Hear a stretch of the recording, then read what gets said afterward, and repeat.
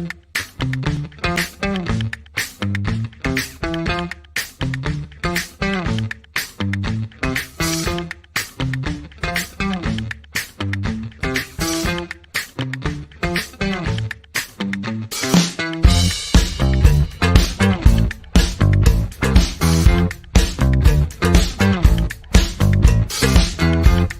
time for a little Funky Friday. From their funky hidden headquarters, your hosts, Keith and Gary. Not Jerry. I dig that intro. That's a lot of fun. Karen is here. Hello. And from what I understand, there's no sunlight in the UK, so it's always dark. Oh, no, there's sunlight, trust me. It just burns my skin. It burns your skin. Yeah, it's like... you're a vampire. I'm like 88.8% Celt, and I go from pale to burned. There's no mid ground. It's like I'm pale 1 minute, and then next second, blister, skin peeling off. But it's Friday. Welcome to TGIF. It's been a week, man. What a week. One of the biggest shockers we're going to talk about in the second half of the show. And I believe there's trouble brewing for Cartoon Network because they have made some really blundering decisions. And this is under ownership from AT&T Warner. And this is under the management of David Zaslav. And I still think the Cartoon Network is being mismanaged. And the decision that they did with Justin Roiland to just arbitrarily fire him the way they did. He's not only the co-creator, he's the voice of the two main characters on the show. They're going to continue the show and shit can him. So I'm like, this is going to be interesting because I said right from the beginning, this is going to be a problem for them. Keeping people that want to watch it, for one. And two, I mean, it's going to be just like when the Muppets didn't sound right anymore. Remember that? When the Muppets were being voiced by different actors? Kermit doesn't sound right. Fozzie Bear doesn't sound right. That's what's going to happen. I think one of the few times I've ever seen them successfully do this with a voice actor was Looney Tunes was pretty good, but the best I've seen so far is the young actor that took over voicing Cleveland Brown on Family Guy. Because he doesn't just do Cleveland Brown, he does all the characters that actor voiced, and he's spot on. Every single time. It's almost like the guy never left, the original actor. Now, wouldn't that be the biggest troll in the world is that he never did quit, that's actually still the same actor? He just lied. Like, how would we know? It's not a real actor. It's a cartoon character. We'd never know. That'd be funny. That's trolling, if it were the case. But it is Friday, and this, of course, TGIF. Thank God it's Friday. The party that never ends, but in 2 hours. It's a 2-hour version of a non-ending party. Yeah. So, and we begin our party by hanging out with Kieran Bug from one of the best sites out there, one of the best scoopers. I mean, he really is, in my opinion, the best scooper so far. Because people love to shit on him. I run into him all the time. Don't like him. They'll like make fun of him, and I'm like going, "When's he been wrong? When's he been wrong? He wasn't wrong there. No, things changed." But it was still going to be what he said it was going to be. And then things changed because management changed. Yep. So he's batting 1,000. And there's none of the scoopers. You get close. What's her name? Squishy face with the pinched face. Her face is messed up. Looks like she ate a lemon. She's terrible. What's that? Grace Randolph. Yeah. She's just like, don't you know? You know, she's gotten everything wrong. I've just like, I cannot stand her. There was a time when I used to watch her, and I'm like, I'm trying to figure out, is she an idiot or is she playing an idiot? If you want to see something wrong, this is wrong. What's this? Oh, let me show you. Oh, All what's Let this? me share my screen. Uh,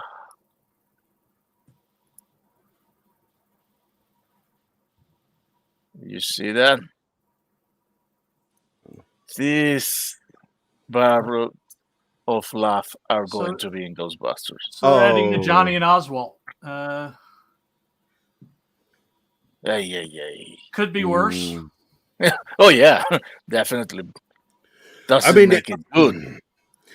I mean, so many shows have been ruined, Brian, ruined by bringing in untalented talent, and like Wanda Sykes being added to Star Wars: The Bad Batch. Just her voice is, I don't know what it is. It's just like scratching a chalkboard when she talks. It's just so annoying, and she's not talented at all. She's got zero acting skills. And I can't watch the episode she's in, and it makes me mad because I love that show. Do you watch it? Yeah. Bad Batch is a good show. I enjoy the crap out of it. But then she'll pop on and start talking with that voice, and I'm like, I'm out of here. And then what I do is I try to fast forward. When I fast forward through 15 minutes of the show, and she's still there, I'm out. I'm like, she's too much in the episode. And I got the latest episode. I haven't watched it yet. I'm hoping she's not in it so I can enjoy it. Barely. I won't watch History of the World Part 2 because she's apparently prominently in it. And I'm like, oh, man. Like, I wish they would get, like, comedians that are actually funny on those shows. Like, no matter how much I dislike Amy Schumer, she's made me laugh. And so if she was, like, good in that, I'd probably still watch it.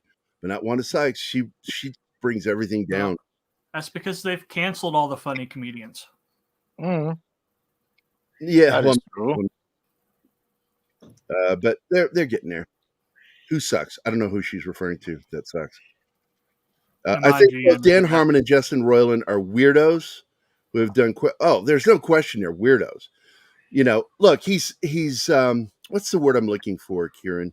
When he splits people down the middle, what's that called? It's divisive. Divisive. Thank you. That's the word I'm looking for. He's very divisive. I don't think I'd like him on a personal level as somebody I'd want to hang out with, but I find him very interesting.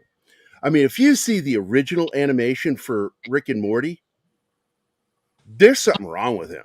Yeah. It's all about Marty giving Doc Brown a BJ. You know, and it's what? like, That's what the original concept animation for Rick and Morty was. Yeah. And there's something wrong with him. But at the same time, when you're that bent, your comedy's always going to be slightly off. And I'm off with my comedy. I always joked, I'm not offbeat, I'm syncopated. But the fact is, I don't follow the normal path. I don't need to have my jokes and comedy homogenized for me. You can get medication for that. And that's because I grew up on British humor, by the way, Kieran. British humor. Yeah, because there's a lot of twisted humor in English comedy. Yeah, I tell you, one show I watched growing up warped my mind. What was it? The In-Betweeners. I've not seen it, but I know the series you're talking about. You like that one, huh? Do not watch the American remake. I wouldn't. I wouldn't. There aren't very many American remakes of shows that are as good or if not better. One of the few is All in the Family. All in the Family actually was better than the British series that it was based on. Also, The Office. I got to tell you, too, because I like cringe humor, but when it goes too far, it turns me off. Yeah. And that's what Ricky does. He'll go too far. And I'm like, But the first season of The Office, American Office, is nothing more than the pilot in the first season is a direct remake of the pilot from the Britain. And that's why in tone, it's different than the rest of the series here in the US. And it is better than the British series. Although there's one moment that I think they didn't do as well as the British series, which is when he's given everybody bad news and then decides to tell them at the end of the bad news, but I got a raise. Remember that one? Yeah. That cracked me up. That was like, oh my God. I've met bosses like that can't read a room, that don't know when they said something that's offensive to their staff.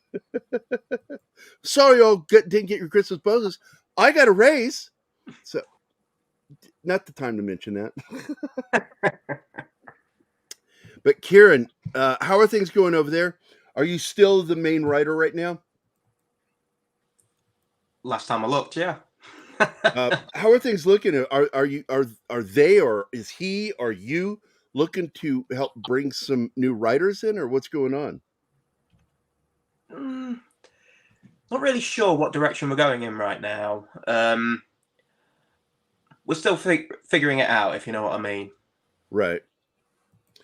Yeah, I know he's been super busy. I've not, but I mean, we talked yesterday for a few seconds, but I'm not even asking him when he's coming back on the show because I don't expect it anytime soon. We're stuck. You're stuck with us. We're stuck with you, and I'm happy with that. I love having you on. So, because you and I were already friends, so we always get that. Yeah. Yeah, I'm looking. It's just like article by Kieran Bug. Oh, I wonder who wrote this one. Oh, article by Mikey Sutton and Kieran Bug. And this one's, what's this? Netflix reportedly signed Zack Snyder to exciting new deal. Yeah, that Is was. this, that's just Mikey. That's just Mikey. Yeah, covering Sil. Sil posted that on his YouTube. Sil Abdul. Yep. So I'm looking at some of these. Ben Affleck's strong denials make fans question James Gunn's honesty. That's a few days back, to say the least. But I don't know. I mean, you feel like talking about that one? There's a lot in there, so yeah. All right, let me open that one up.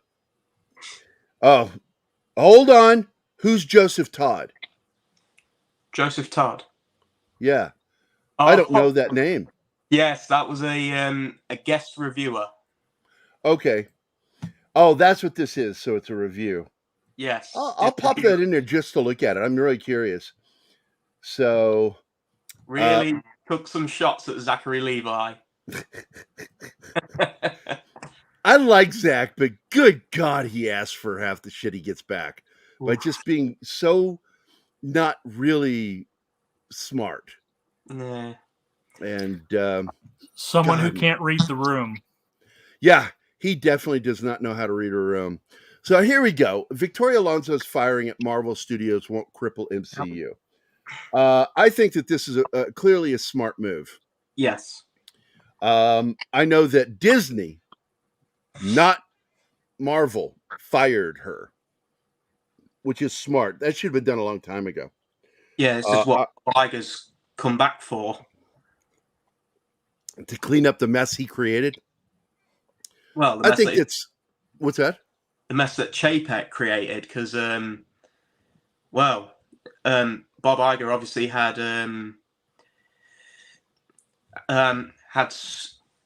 confidence in Chapek before stepping down, but it didn't exactly pay off. Tell me the truth here, because this is the thing that I'm getting a perception of, because I didn't like Chapek. I thought he was ineffective. But then rumors started coming out that everywhere he turned, the Disney board cut him off and was basically painting him into a corner. True or not? Honestly, that's the first I've heard of it. See, I was hearing that the Disney board was what they wanted him out because he was being too aggressive, and which is the opposite of what we were seeing.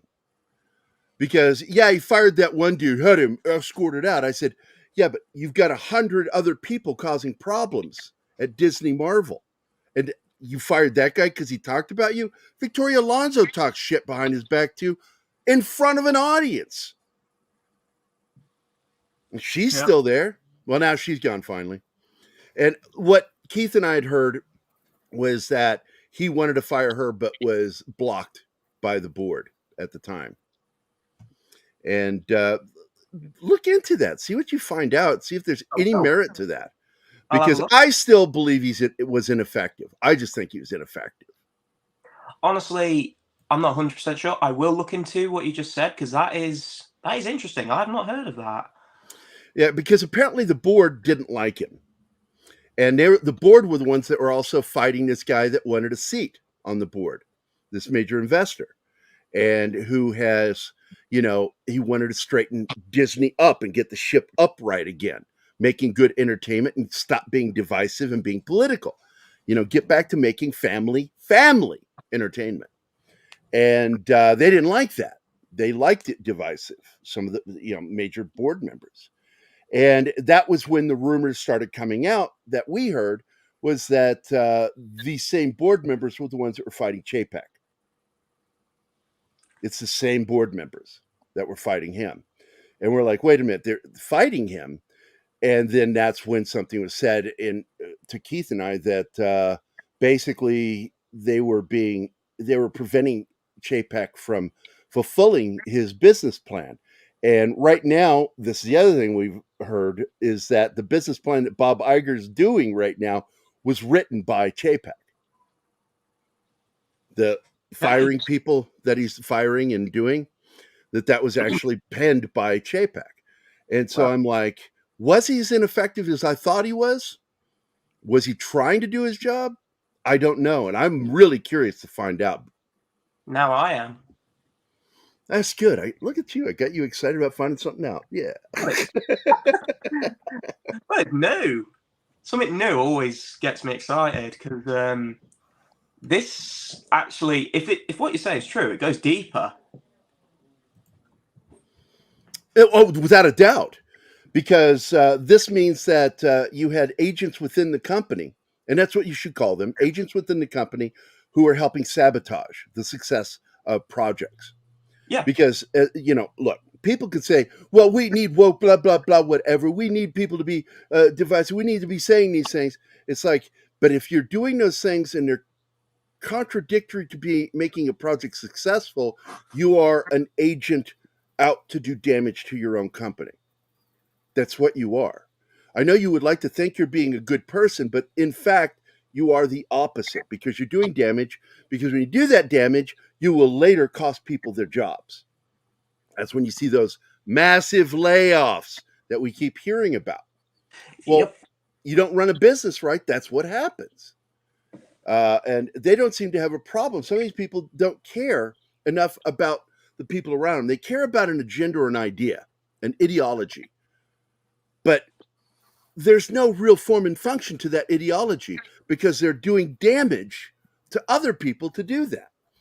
It's sort of like the joke that I saw the other day where a guy is it was on South Park, where the PC principal, is beating the shit out of Cartman. Beating the shit out of him because he used words that were violent. And a lot of people didn't catch the irony of that. That he was using physical violence because he dared to use words that were violent. It's just the show in the nutshell. And that's the mindset of a lot of these people. It's like, because you, on the other hand, you are a person who just let bygones be bygones. Let the sleeping dogs sleep. I just want everybody to enjoy, and I get the way your mind works. I get that. I like it. I appreciate and respect it. But there are people who are actively out there doing these things, don't care about the damage they're doing. They don't even consider the damage they're doing. And that's the people I have a problem with, and they're destroying entertainment. It's sort of like, I used this as a different metaphor the other day. You go to a steakhouse. You know what a steakhouse is. You guys have them in England. Steakhouse, you go to a steakhouse, what do you expect? Steak. They serve only meatloaf. See, he laughed.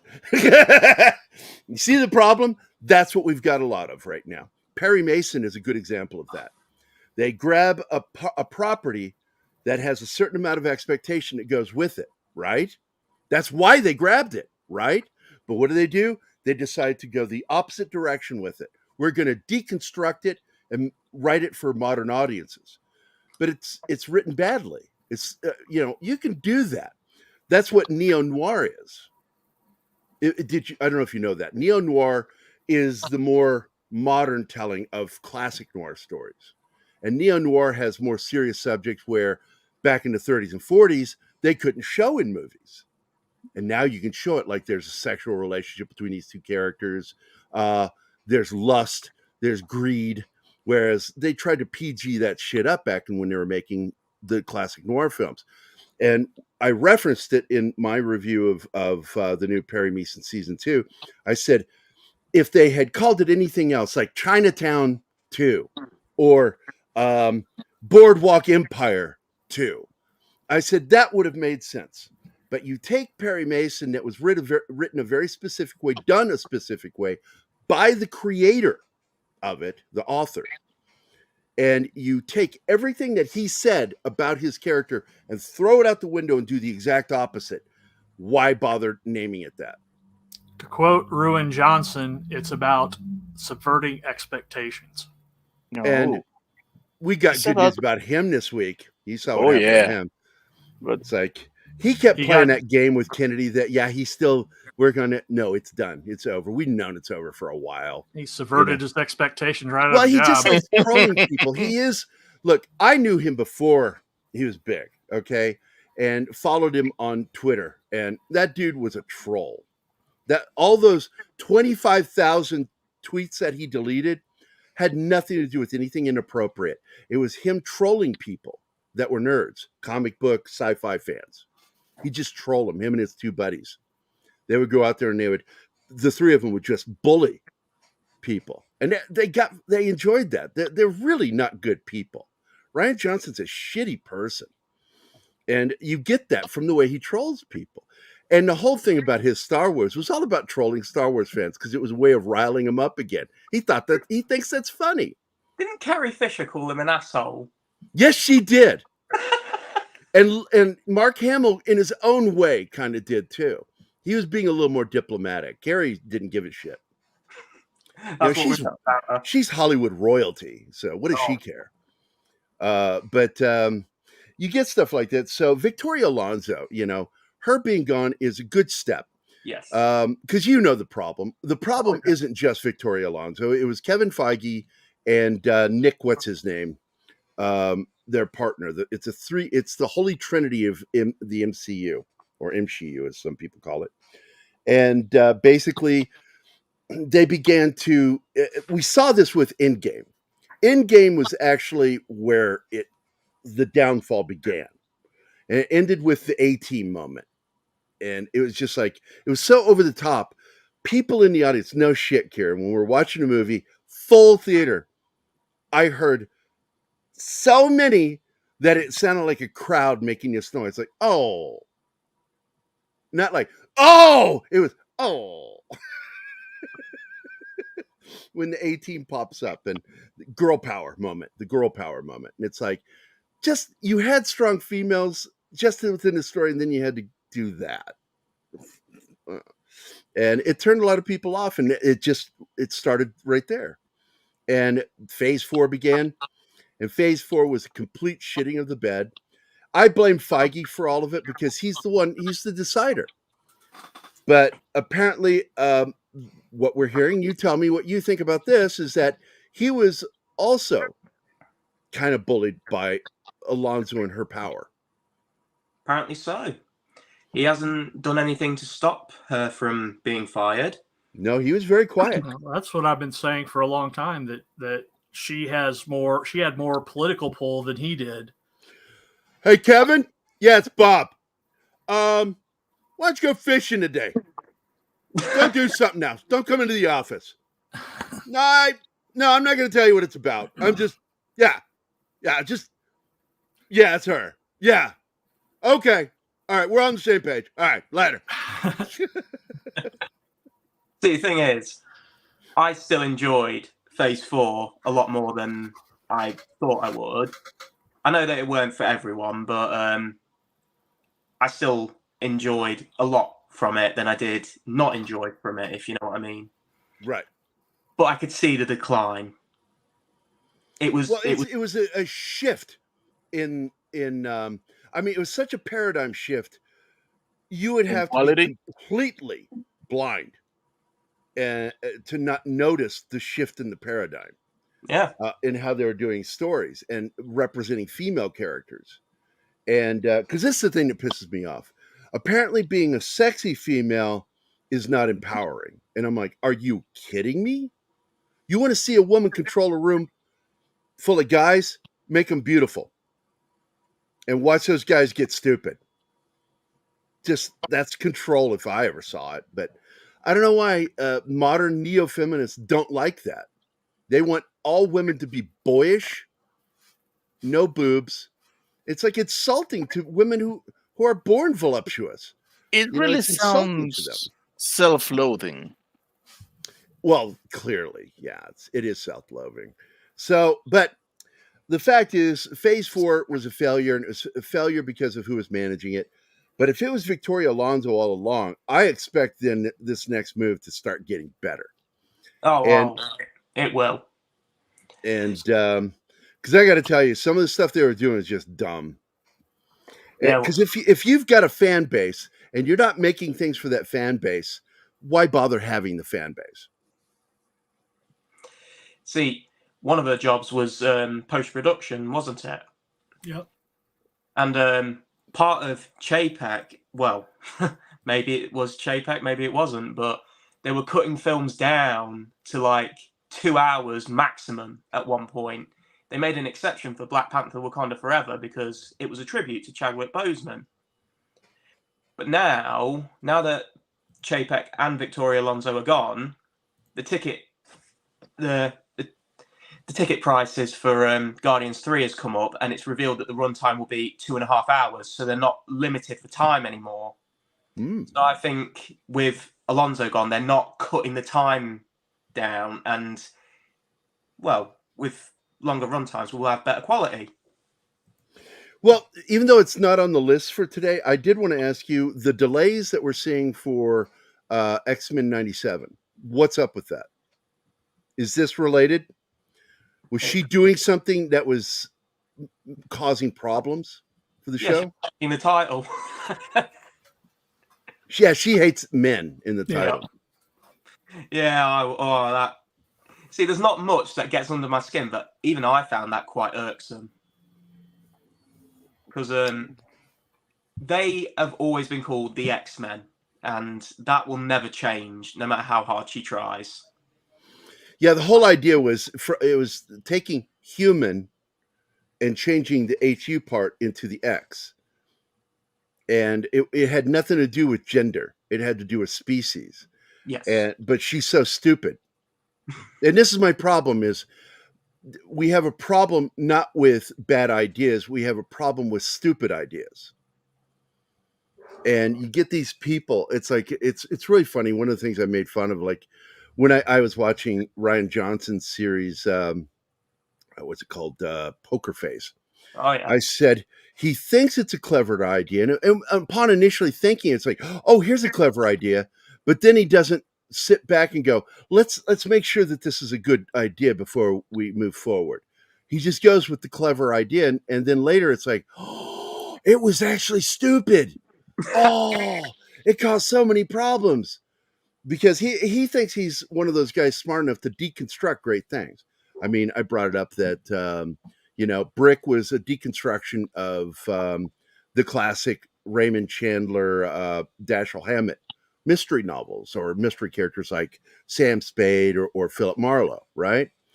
And I liked that, though. He did a good job on it because he took like 3 years to write that script. He spent time really thinking about it. So it's a good film.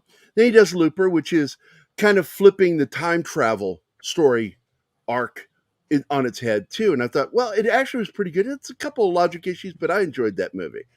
And then he does this Star Wars film where he flips it on its head, where, instead of Luke Skywalker, we got Jake Skywalker.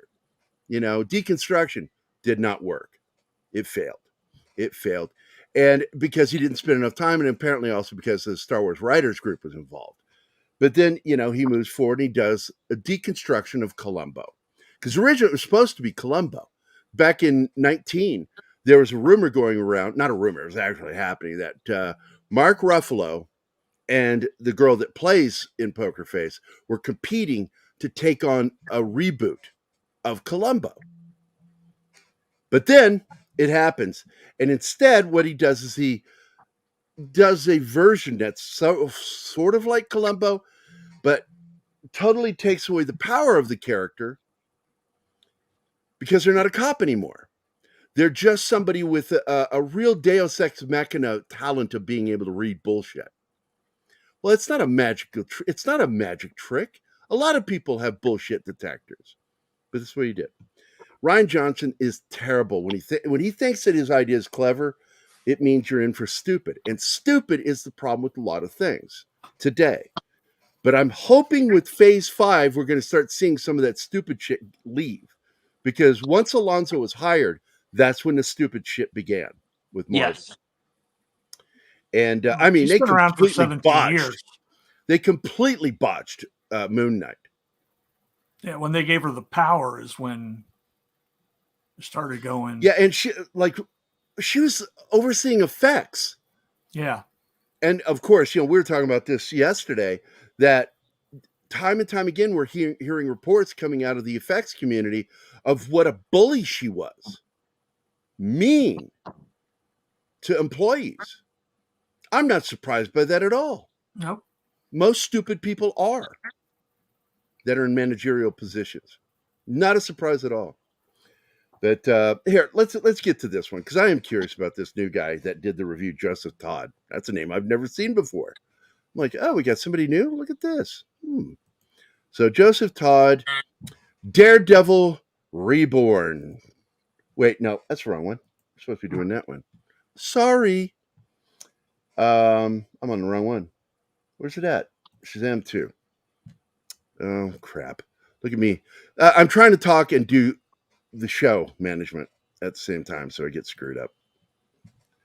Present, share screen, entire screen. There we go. Yeah, here when you get older, you have trouble doing more than one thing at once. And just like that, John was gone.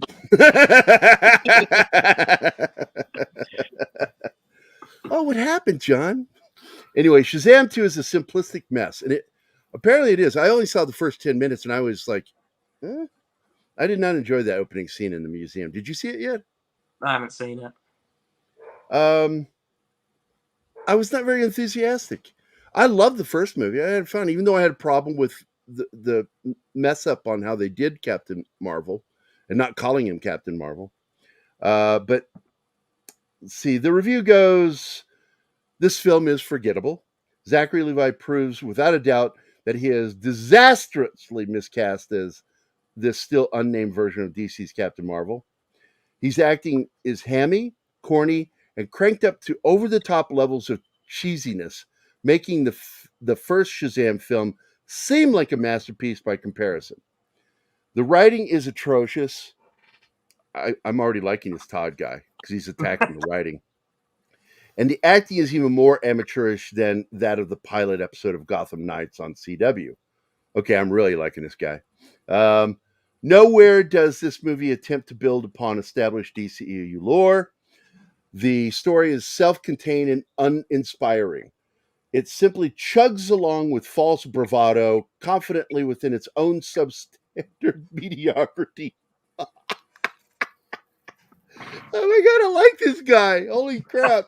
There's a scene early in Shazam Fury of the Gods where Levi is complaining about his life struggles to a pediatrician while referring to himself as an idiot. I agree wholeheartedly with that assessment. Oh my God, where did Mikey find this guy? This is great. Do not expect any surprises or revelations. There are none to be had here. Shazam 2 could not be bothered to carry over any of the major character arcs developed or resolved from the previous film. It is as though none of the characters experienced any growth beyond aging. The only bright spot of the film was leaked and ruined ahead of time due to Warner Brothers Discovery panicking over the non-existent buzz. Yes, I'm speaking about Wonder Woman's dubious cameo. They wasted Gal Gadot because Warner Brothers Discovery did not want to have another headless backlash like Superman with the neck down in the first Shazam movie. There were rumors Gadot would not be used in Shazam Fury of the Gods, and I truly wish she had not been. Wonder Woman is too much of a well-established character. Well, look, I'm going to go off of this here. She was messed over with 84. I was just not a very well done film at all in any way, shape, or form. So, what do you think? You think Mikey might use this guy again? I hope so. He's definitely very direct. He's not pulling any punches. I like that. He's clearly passionate. Clearly. It's a man after my own heart. I like that. So let's get into this article you wrote that I showed previously. Here it is again. Boom. Daredevil. So instead of reading, just tell us what's going on here. What's up with this story? Well, as you know, they're filming in Harlem right now in New York. And apparently one of the scenes they're filming right now is a flashback sequence involving Vincent D'Onofrio's Wilson Fisk. But we already got his backstory in the Netflix show, didn't we? Yeah, we did. With a hammer. So this is going to change a little bit then. It's going to change it completely, apparently. Are they going to base it off of the comic? Or what are they going to do? Well, we don't know the full story. What we do know is that set photos have shown a group of kids set in the 90s or the 80s. I can't remember what decade, but one of them's being harassed by a bully. Don't know if Fisk is the one who is bullying this kid or if Fisk is the one being bullied. If it's good writing, it'll be the latter. If it's bad writing, it'll be the first one. It's just a rule you learn in writing. The likelihood is that it will be the latter. I hope so, because I think that when you show the drive of a villain, you give a better understanding of the villain to the audience, where they can actually go, oh, I see why he's kind of like this. And even though, because the villain should never think they're the villain. Right? The villain should not. It's sort of like the ending of that movie with Das Wolfen. I mean, Michael Douglas falling down. Did you see his body shift when I said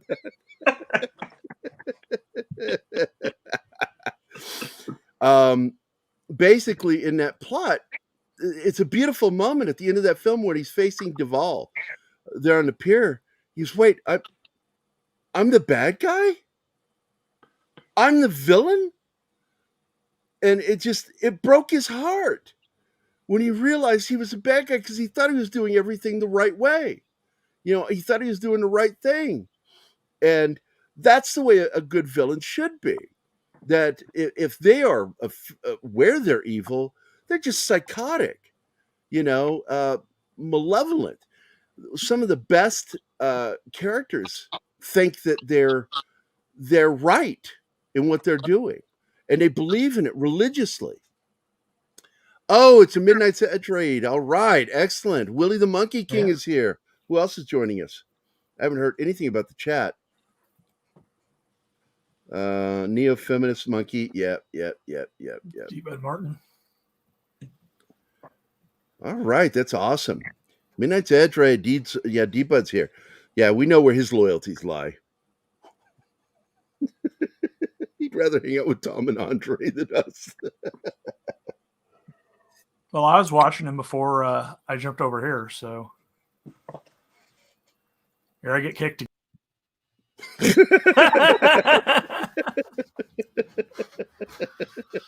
He predicted it and it happened. I'm about to get kicked, aren't I? We love Midnight's Edge. We always jokingly refer to ourselves as Midnight Edge Jr. Which Andre said, and when I said it, he says, that next time I should wear a condom.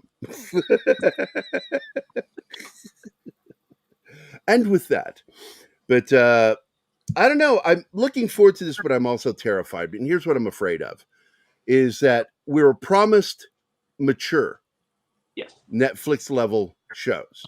I don't care if it's exactly like Netflix. It's not a problem with how they did The Punisher. The Punisher isn't the comic Punisher.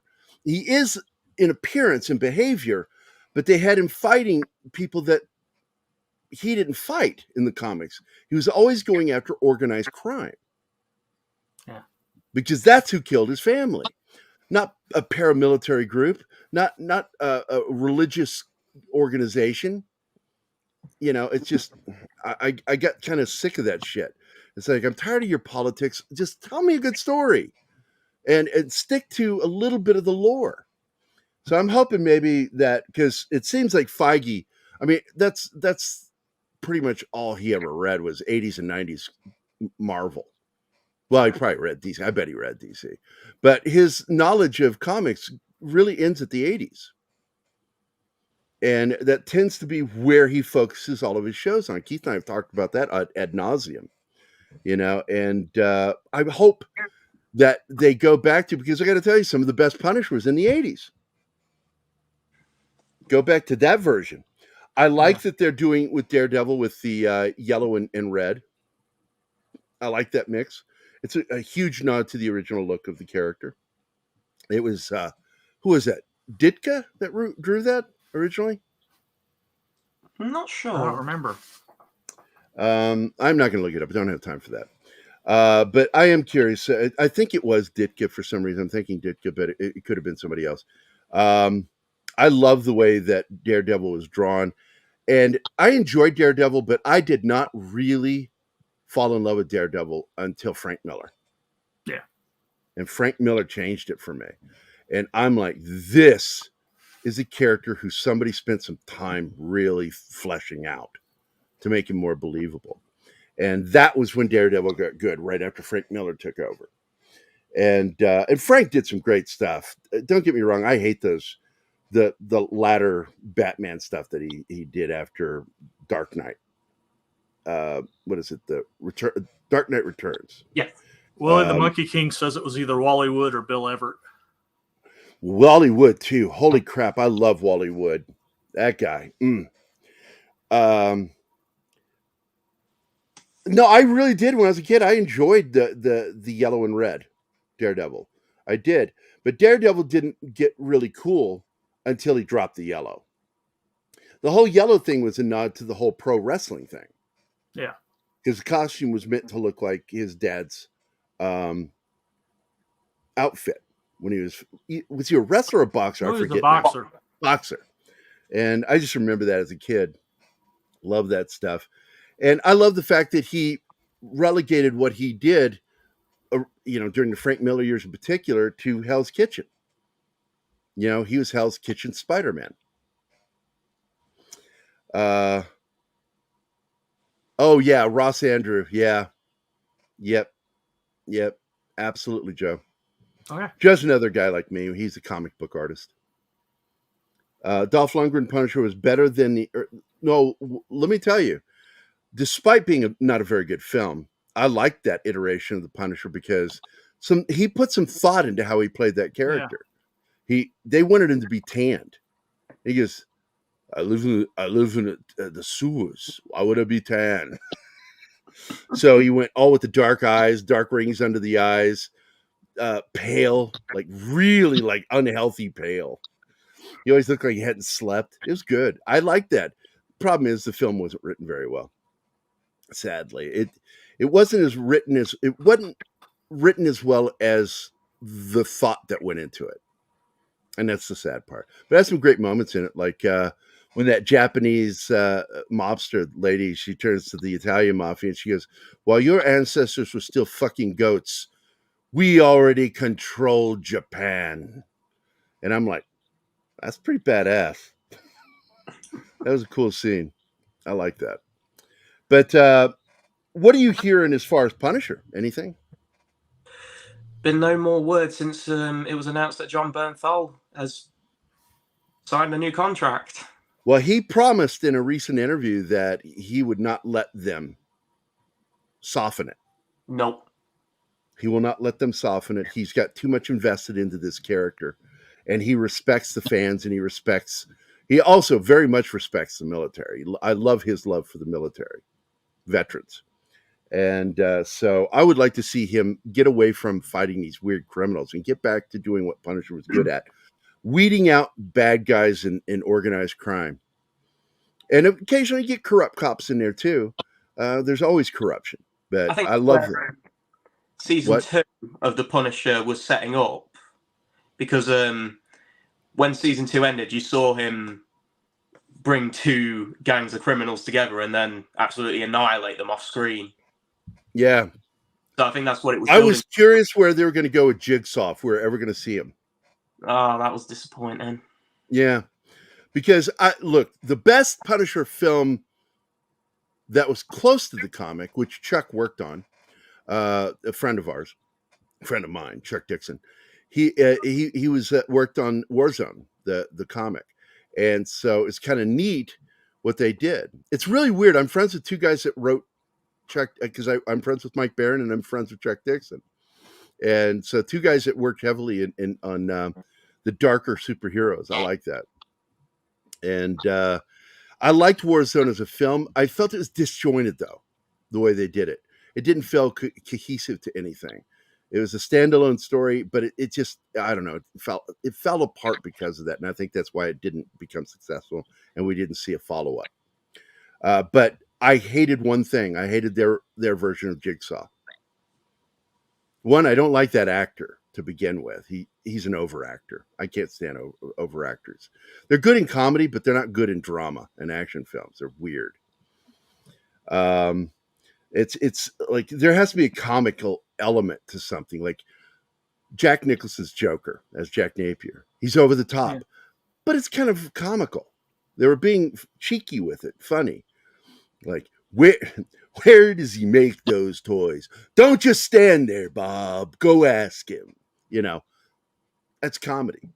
That's comic gold, man. If you try to do it serious, you got to have Heath Ledger, who's just psychotic. A psycho with a plan. You think I have a plan? Yeah, you have a plan. All right. You're lying. You're an inveterate liar. You're British. I look like a man with a plan. Yeah. Now, you're British, so you should know when I say inveterate. Mm. Yeah, you know what that word means. Yep. I say that word here in America. People are like, what the hell is that word? I'm like, again, I had a British education. Anyway, but are you pretty happy with where they're going with Daredevil? See, I'm not 100% sure if it is a full reboot or not. Indication says it is, but I'm still, in a way, holding out hope it's just a soft reboot. I hope so too, because they've got the cast. Yeah. So just do kind of a soft reboot, and it's an alternate universe. This is where we're going from one universe into the other universe. Same characters, slightly different. Well, they're not bringing back Karen Page or what? Wilson. No. Nope. I just figured that was just gonna happen. Nope. No, Deborah Ann Wool said she hasn't been contacted by them. I was hoping she's lying. Yeah, that would be nice if she was, but that's crazy if they don't. That really is. They were fan favorites. That kid, don't get me wrong, I did enjoy Jon Favreau as Foggy, but this kid was so good. He was spot on Foggy right out of the comics. Would you believe he was in the flipping Twilight films or the flipping Hunger Game films? Well, they had good actors in those movies. They're just terrible movies. I like Hunger Game films. Yeah, it's like somebody asked me one time a while back, like, what's your beef with 50 Shades of Grey? I said, I'll tell you my beef is, it was fan fiction for Twilight. Yeah. And then they just altered a couple of things, and then it became its own. Fan fiction should never be turned into a real movie. It's dumb. And of course, I'm talking to Star Trek, Alex Kurtzman. Just saying. Shouldn't be turned into comics either. Talking to the current crop of DC writers. There's a reason why fan fiction and slash fiction should always remain something taboo and out there in the outer realms, the fringe elements of the fan base. There's a reason. Yep. Because it's not good. It's just not good. It's not quality writing. It's not quality storytelling. It's focused on, weird, fetish stuff. Just weird. And of course, that's what that movie 50 Shades of Grey was, a fetish film. It's a fetish story about the Twilight characters. Oh my God. People are, again, I'm going to use this word, fucking idiots. They're just stupid. And, what is that? Don't attribute to conspiracy that which can be attributed to stupidity. That's one of the razor laws. I think it was Occam's razor. No. Occam's razors, when you eliminate all the possible.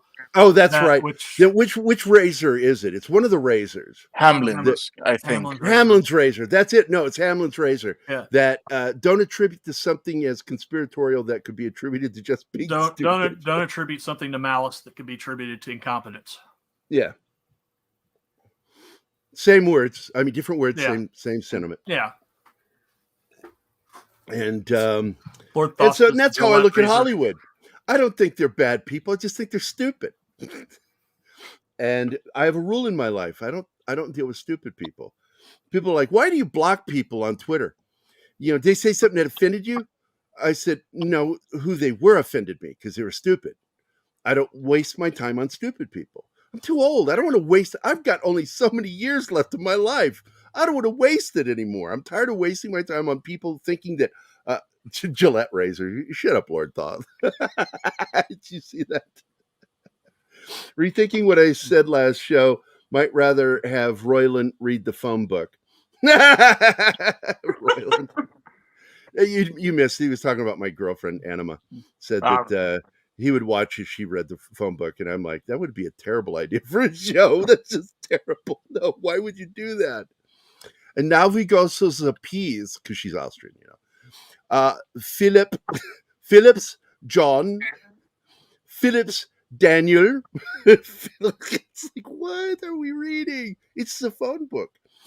Donnie Pearson is here. Hey, it's good to see everybody. Willie. God, we got a good crowd right now. And of course, Donnie says hi to you, Kieran. You all right, Donnie? And that's awesome.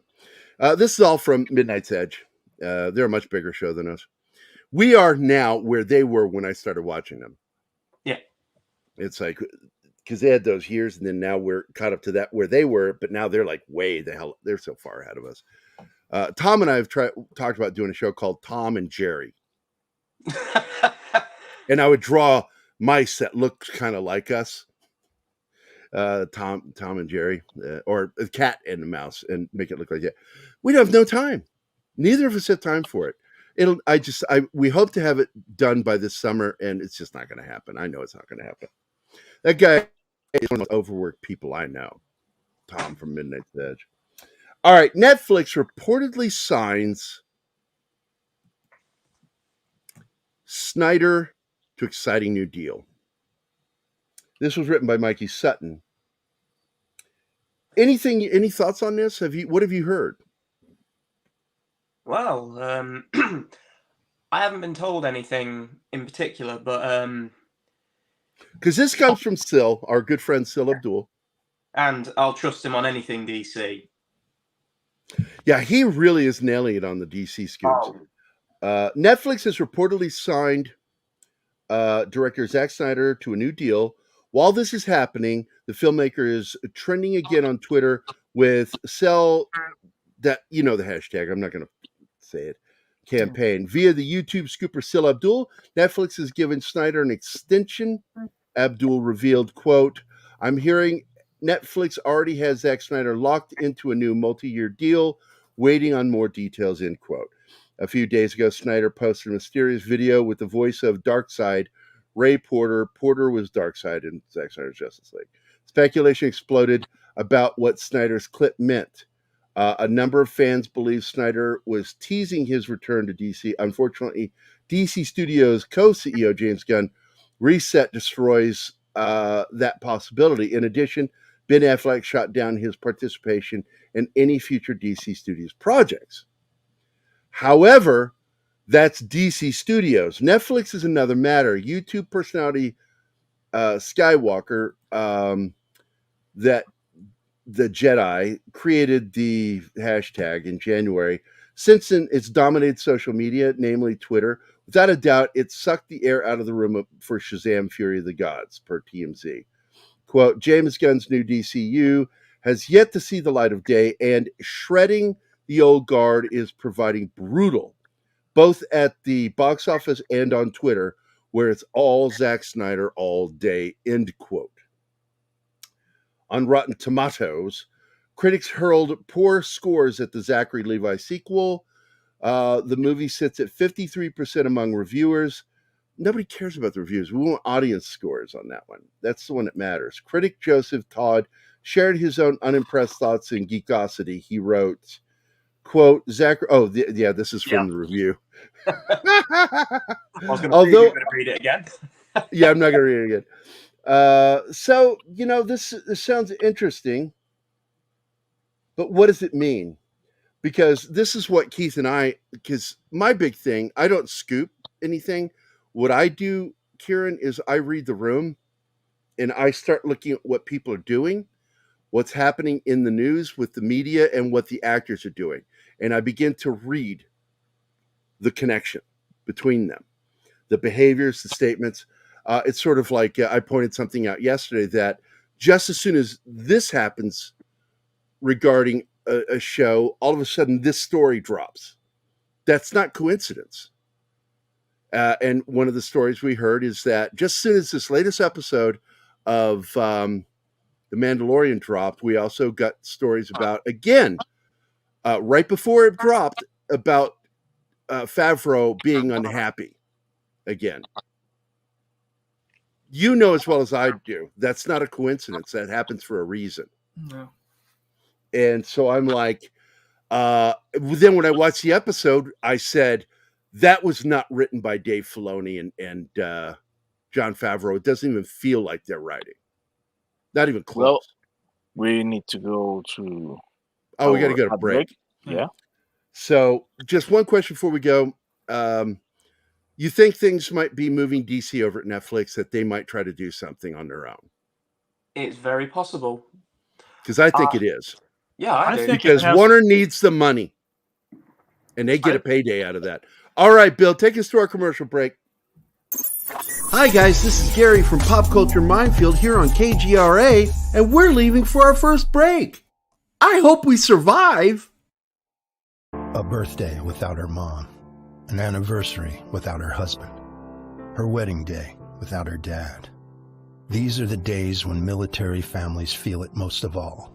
The loss of their soldier, their sailor, their airman, their Marine, their Coast Guardsman. Families never forget their loved ones lost to war or illness or suicide. Families never forget, and neither do we. We are TAPS, the Tragedy Assistance Program for Survivors. We provide resources, support, and comfort to heal the hearts and meet the needs of grieving military families, all at no cost to them. Your generosity can make an enormous difference in the lives of the families of our fallen military heroes. Our military families need to know they are not alone and they are not forgotten. Show them your support at taps.org.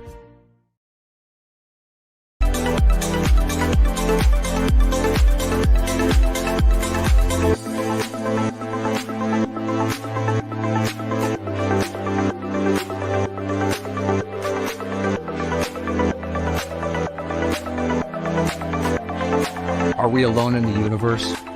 The most important question facing humanity is on the verge of being settled once and for all. Mutual UFO Network has been at the forefront of this journey for nearly 50 years. Our members worldwide are dedicated to the research, documentation, and awareness that will shape the future of humanity. Won't you join us?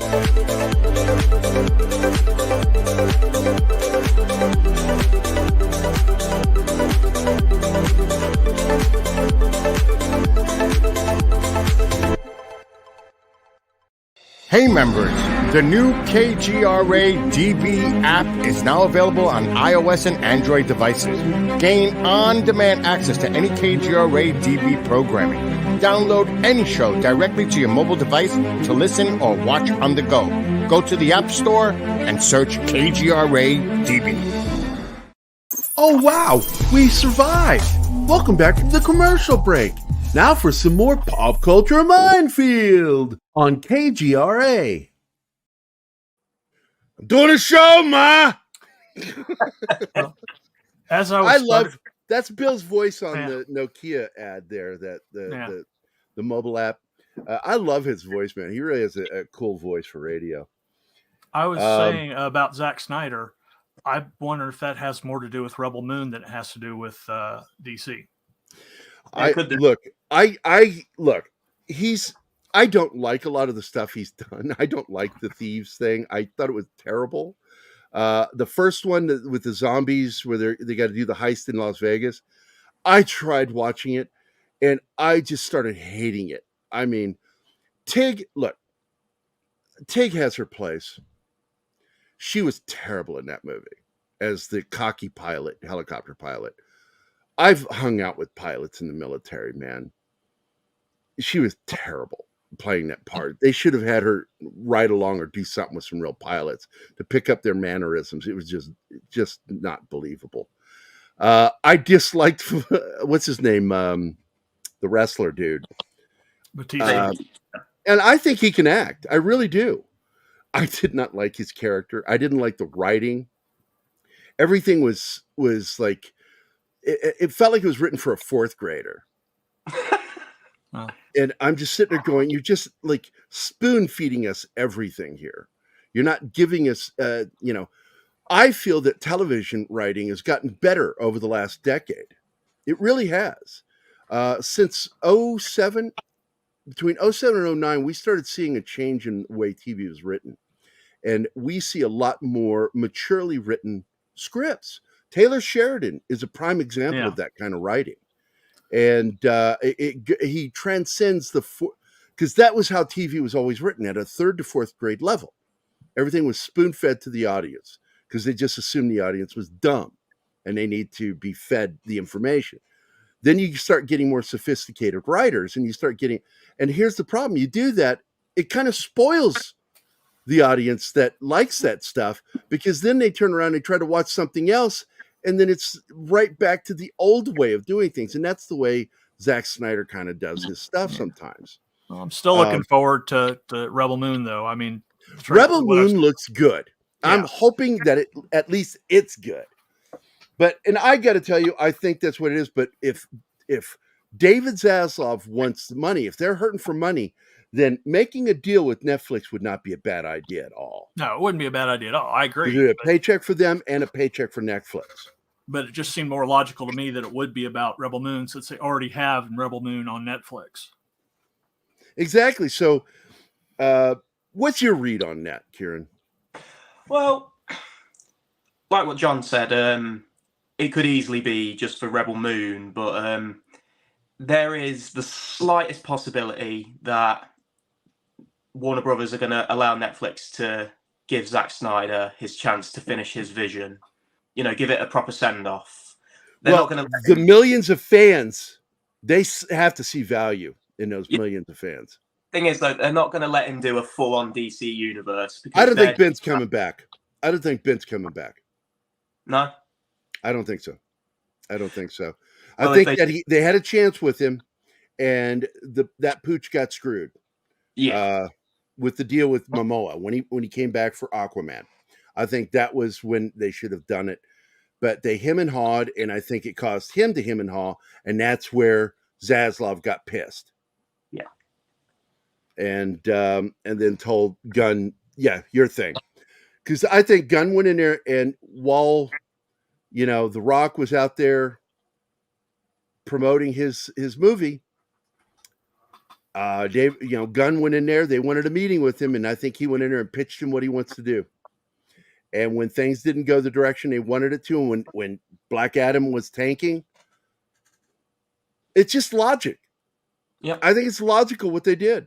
I don't think it was in the end. It's the smart move, but I think they should have done a full Justice League movie, another one more, and in that. I think it was a major screw up on their part that caused an absolute blowback from a fan base, a huge fan base. They're not small. I mean, when you start seeing something trending, that tells you there are numbers involved. Even Sony's smart enough for that because of the fucking Morbius shit. And you know what? Andre and I agreed on that one from Midnight's Edge again. Andre and I saw that film right at the same weekend, and both of us agreed it's a good film. It's not great, but it's good. It was enjoyable. I enjoyed. I enjoyed it. It's fun, man. I thought look, I don't like that guy that played Morbius. Jared Leto. I think he's a scumbag as a person. His penchant for 16-year-old girls under 18 is creepy. When he was with 30 Seconds to Mars, whatever his band was, notorious for picking up girls that were underage. I've only found him enjoyable in one role, and that Which was one? when Panic Room, and Forrest Whitaker shot him in the head. Was he in that? Yeah, Forrest Whitaker. No, I knew Forrest Whitaker was in there. Oh, Jared Leto. Yeah, I didn't know Leto. Leto was in there. I got to go back and watch that. That's one with what's her name? Jodie Foster. Jodie Foster and her daughter. Yeah, and Kirsten Stewart. Holy shit! I don't remember him in that movie. Yeah. Hey, Steven's here. Steven remembers there's a show. John remembers he's still not funny. It's still not funny, John. Stop. Yeah, it's still not funny. Yeah. Well, I need to sign off now because get out of here, you lime. He hates me anyways, so it made it a whole lot easier. Everybody, exactly. Again, thank you for being here, Karen. I deeply Hey, don't worry about it, man. It's so much fun to have you here. It's fun to be on. I know. I enjoy the crap out of it. I don't really want Mikey to come back. I have more fun with you. Wow, guilt trip. Don't tell him I said that. Yeah, it's not like it's recorded or anything. No, go ahead and tell him. He'll laugh. He'll think that's funny. Anyway, take it easy, mate. We'll see you next time. Enjoy your weekend. Have a great weekend, buddy. Cheers. See you guys. Bye, get in. Thank God the smell's gone. Oh, shut up. Fucking Brits and their damn meat pies. Or as Anima would say, savory pies. Oh, man. We got some more people joining us. Kyle is here. Zach's. And Destiny Captain. Mighty Orbots is here. Ooh. Man, it's a nice day. It's Friday, end of the week. How's your week go, Steven? It's still going. That's why I was late, because I had to do work. John, you know what a job is? Work.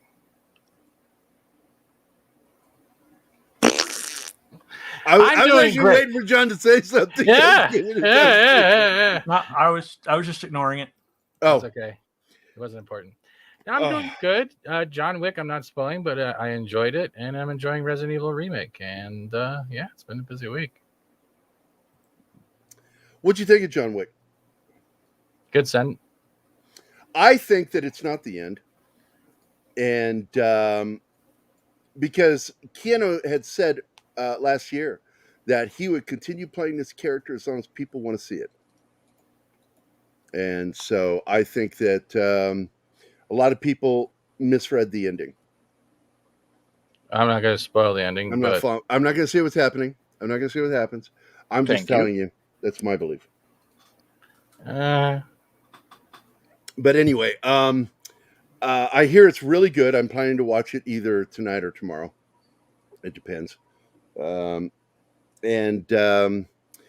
like those guys. And I've been doing some reading on the kid that's called Mr. Nobody. And it sounds like this is an interesting new character. So they're expanding the universe. They're going to grow the universe. And I think while expanding and growing that universe, it would be insane to end the film franchise. It would be absolutely insane. And I don't think that's going to happen. A lot of people seem to think it is, and I'm like, no, I don't believe that for a second. Well, it's already got two spinoffs, one a prequel and the other one kind of a sidequel. Yeah, I heard that they want to go back and have Keanu, and they'll probably de-age him. And but it's really funny. In an interview recently, they're like going, you're just going to be able to do it. They don't have to do any de-aging because you don't age. And he goes, I'm aging. He said, I feel everything. But I saw a couple of the stunts that he did in the film where sometimes they would do like the driver would not be him for some of the stunts. And this one, they did a full 360 on this thing, and it's him in that car. I'm like, holy shit. He really, man, that guy takes this stuff seriously, doing his job. I love that. You got to love people like that. He's insane. Tom Cruise, I know he is. He's batshit fucking crazy. But damn it, you got to love it. It's like I've always said with him, he plans his death years ahead. That, this will be the stunt that kills me. Because they were talking 10 years before the big skyscraper scene in Abu Dhabi. Yeah, it's a real place. Stop it. It's a real place. It's not a joke on, the Flintstones. And it's in Dubai. Yeah. But he did that tower jump. And he had planned that almost 10 years before it happened. What he does is he comes up with the stunts and then plans the movie around it and gives it to writers. Yeah. Integrate that scene in there. Make a movie. So you got to love that shit. And I am an absolute fan of actors that do that. And Tom Cruise appreciates the audience. And that's the problem today is you have too many actors that are focused on themselves and not the audience anymore. Yeah, and unlike a lot of actors, Keanu, to go back to him, is beloved by the stunt people. Yes, he is. And I wonder how stunt people feel about Tom Cruise. Like, you're putting us out of work, mate.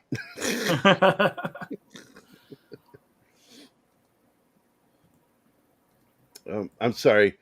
Andrew, I don't know if Andy Morrow is here, but he's messaging me and he keeps sending me images, so it's distracting me. So I got to close Facebook. People just keep sending me messages, and he's one of them. It just keeps messaging me while I'm doing a show. But I wanted to get into this Justin Roiland thing, and I don't know what the freak is wrong with Hollywood. And Cartoon Network is a prime example of everything that's wrong with Hollywood. And I'm going to get this article because I was looking at it earlier, and for some reason I closed it. Justin Roiland. What were you going to say, Stephen? The thing is, it's not just Cartoon Network. This is Hulu overreacting. This is other corporations overreacting. We've seen a history of this when it comes to firing with allegations because they think Twitter is now the public court of rule. They no longer wait for the justifications of things actually working through law because for some reason social media is now the law. Thank you, cancel culture, SJWs, and insecure people who project everything else but their own insecurities because they can't deal with them. That's pretty much what it is. And this moment was brought to you by Fat Steven Seagal, who forgets to breathe while talking. No, it's called ADHD. I have ADHD, and I remember to breathe. Maybe I have a bigger lung capacity. I doubt it. But you're right. But there's something more sinister about what happened here. Well, yeah, he not only got kicked off of all that, he got kicked out of his own gaming company. Yeah, he said he submitted his resignation, but you can't tell me he just decided, oh, well, I know this is false, but I'm going to go ahead and leave anyway. Well, he was asked to leave. Well, he could be asked to leave, or he was doing the best image for the company and not deterring it further. If we look at the way Disney is standing in their footing when it comes to their SJW and woke ideology, Gary, it makes perfect sense that he did the adult thing and didn't want his company to get a toxin on it as we look at Disney and DC and everywhere else that's failing. So it could be both, John. It's definitely, look, I think the major driving force here was a power play. Cartoon Network has been late negotiating with Rick every single time. Mm-hmm. Why? So why is it? And I think it's because Roiland was asking for more money than they wanted to pay, but the popularity demanded that they do it. And finally they made the deal. So they're like, here is a moment. We have a moment here where we can take total control of this. We'll lose him as the voice actor, but we'll also lose him as the co-creator and showrunner. And both voices of Rick and Morty. I just said that he is the voice of Rick and Morty. Yeah. And this is a power play. This had little to do with anything with sociopolitical crap. They use sociopolitics to make a power play, and now he has been completely vindicated, but the firing is still there. Yeah. And now there's no justification. They don't have a case. He's going to, I'm watching my language. He's going to freaking ruin these guys. If he gets a good lawyer, Cartoon Network and Warner Brothers is in trouble. Yeah. Wait. It was Warner? Warner owns Cartoon Network. But I thought Hulu was Disney. That's a different show. He does. That's a different show. Rick and Morty is Cartoon Network Adult Swim. Okay, I just want to double check. Solar Opposites and Koala Man. Solar Opposites, which is a hilarious show. I love that show. They're on Hulu. I like that show. That one makes me laugh. And he'll have to pull a J.K. Rowling and just start suing everyone. I'm telling you, that's what's going to happen here. They are going to. I love using this. Rue the day. They mess with this guy. Justin Roiland is going to ruin their year doing this. And it's going to hurt them that they pulled this power play like that. And but once again, it all depends on how good his lawyer is. But they've got a real legitimate case here. Because they didn't just not find him guilty. They threw it out. They said there is no case. There wasn't enough justified. It was all false. They proved it was false, and they're like, "Yeah, we're throwing this out. This is not real." The specific quote of the prosecutor was, "There wasn't enough evidence to prosecute to a standard of reasonable doubt, in light of new evidence in spite of new evidence has come to light," which means they found out she was lying. And now they're just covering their ass. And that's absolutely what that is. That's CYA language. You know it is. I've seen it thousands upon thousands of times where they're trying to cover their ass and not look stupid. Okay. You don't throw it out unless there's nothing there. You might tell them, come back later. When you see it thrown out and charges dropped, means there was nothing there to begin with. Somebody lied.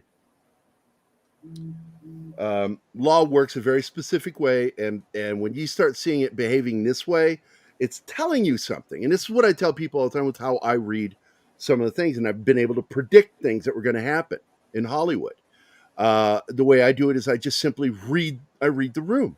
I read what's going on, and I look at it, and I start assessing what this means, what that means, how they phrase this here. This came out exactly before this happened. It all means something. It's just like with the whole thing about Jon Favreau popping up right before this latest episode of Mandalorian, which doesn't feel anything like anything that was written by Jon Favreau, or even, because Filoni writes the fourth grade stuff. He writes for kids, really. Filoni actually put some thought into his stuff. He's a far better writer than Filoni ever dreams to be. But you can actually see his writing. You can feel it. It has a feel to it. Latest episode of Mandalorian, that felt more like Boba Fett, which was the Star Wars Writers Group. Right? Felt like AI, or felt like they were aiming that at AI, yeah, when AI writes things. Let's look at the runtime. First of all, this is one of the shorter episodes we've ever seen at 27 minutes. And tell me, what do you think of that, too? Because when you're making episodic TV, you should be planning in advance to licensing it out later to be picked up by other channels, right? Yeah. You can't do that with shows that don't have the same runtime. Yeah, that's where I was going. I was trying to say this. It looks like whoever was handling this episode was directing it like it was a cartoon episode of an old G.I. Joe. Yeah. All action. Mandalorian didn't even have a paragraph. And then they just kept pushing this is the way. Like they all live in solitude. He had 5 lines in the whole episode. Together. Yeah. And on top of that, just to make fun of it a little bit again, because I made fun of it earlier this morning, it's like, let me get this straight. A pterodactyl flew off with your kid, but there's no sense of urgency. Well, Well, we better do this by morning. You're not going to do it like right now? Because he won't eat him until, it's like, what is he, a time bomb? That you know when he's going to eat your kid? That is so fucking stupid. Even worse is Bo-Katan has a ship. Why didn't she just shoot it down? Why didn't shoot it down? I was afraid of hitting the kid. You aim up. It's in the claw. Everyone saw. Here's the thing: if you can get away with making an excuse why she didn't do that. Here's the thing that doesn't make sense. Why did you park that thing so many miles away from where you needed to be? Why didn't you just drop the Mandalorians on the nest? Fly over it and drop them. That is not Favreau's writing. Favreau is a better writer than that. We think. I know. Jon Favreau, I've been following that guy for 30 years. I know his writing. That guy did not write that episode like they say he did. This is the same shit they pulled, that lie that they pulled with the Star Wars writer group with Boba Fett, Book of Boba Fett. That was not written by... He may have written the synopsis of the story. He may have written the first draft. But somebody took that and changed the shit out of it. That episode made no sense with some of the things. No sense of urgency when a kid's been taken by a monster that may eat it. They land too far away to where they have to walk, and they spend too much time on camera showing them in the distance walking. Not running, walking. No sense of urgency. They have jetpacks. Yeah, apparently not enough juice to go very far. I'm sorry. It was just, God, that was some bad writing. That was really badly written. They had a couple of good moments in it, though. But 90%, like the jumping around, the baby Grogu jumping around thing, oh, that looked awful. That was so badly done. But they did the same thing with the Luke Skywalker training, and no one was really crapping on that, though. It looked better. It absolutely looked better. The scenes with Luke Skywalker and the whole jumping around then was well done. So it sounded to me like, because I'll watch it after the show, but it sounds like to me that they didn't spend as much money on the effects as they have in the past. And here's the other problem is this season feels weird. It started weird. And the reason why is it started on a transitional episode. The pilot of this season, the premiere of this season, was a transitional episode. That's usually 2 or 3 episodes in. Well, there's your answer, because the actual first 2 episodes of the season were moved to Book of Boba Fett because it tanked. So they were like, we got to get people watching the show. Well, bring in your 2 episodes for season 3. The first 2 episodes of season 3 were in Book of Boba Fett instead of in this season where they're supposed to be. So we start the season off with a transitional episode. And don't get me wrong, I recognize transitional stories when I see them. It's like, oh, you're setting up stuff. Got it. But the thing is, that's a weird way to start a season. Well, they didn't. That wasn't the intention. And so they were kind of stuck with what was going on. But then we get to this episode. What is it? Episode 4 or 5? I can't remember. The Foundling. Really bad. 4. Really not a good episode. And I feel awful because one of my favorite people, Carl Weathers, directed it. And I feel awful when I have to rip apart somebody I like. But it was nonsense. There was just a bunch of nonsense in this episode that were just stupid. And once you start seeing stupid, you know it's not somebody that you like. Like when I see a particular film, I'm not going to say the name of it, that Taylor Sheridan wrote, I looked at that and I said, he didn't write the finished script, the shooting script. Because it doesn't even feel like a Taylor Sheridan film. It's a film made a few years back. And everything else that he writes has a very specific feel. Favreau has the same feel when he's doing it. He really focuses on the interactions between people, because one of his big strengths, Favreau, is the way he writes his characters and how they interact with each other. That's great. It's not world building, He doesn't focus on the world building. He focuses on relationship development, where these characters need to go. And this episode had none of that. There's none. That obviously not a Favreau script. It doesn't follow the pattern of how he writes. And that's what I mean, Stephen, when I say that's not Favreau. There's no, like, oh, maybe it's not. No, that's not his writing. Somebody stepped in there and made changes to that script, or just simply took an outline that he wrote and then wrote that script and had somebody direct it. Okay. Carl Weathers. I wasn't arguing or just asserting that you were wrong. I would just but I'm also not coming down on you because I'm being a dick. I'm telling you, there's actual evidence that shows that's not Favreau's writing. Oh no, I know when you're coming down on me like a dick. That you definitely were not. What does that look like when a dick is coming down on you? You should ask Martin. Ask Martin about the treatment. You should know. Martin. So, we got any good comments? I haven't seen anything. I've been focusing on what we're talking about. Welcome to the party, Fats. Fat Steven finished playing video games. War Monkey is here. Oh my God, that's awesome. We got a room of monkeys now. Yeah, I just noticed his stream switched to another dude playing RE4. Was watching, thinking it was Fats. I redirected to Skilly. It's one of the guys I watch. But yeah, I had to go up and do some You need to show me how to do that. I don't know how to do that. You have to activate it in your studio. Like I said, if anyone needs help with their YouTube stuff, they can just DM me on Twitter and I'll walk them through it. Why did you call Fat Stevens David? Who the hell's David? I don't know. It wasn't me. I didn't call you David.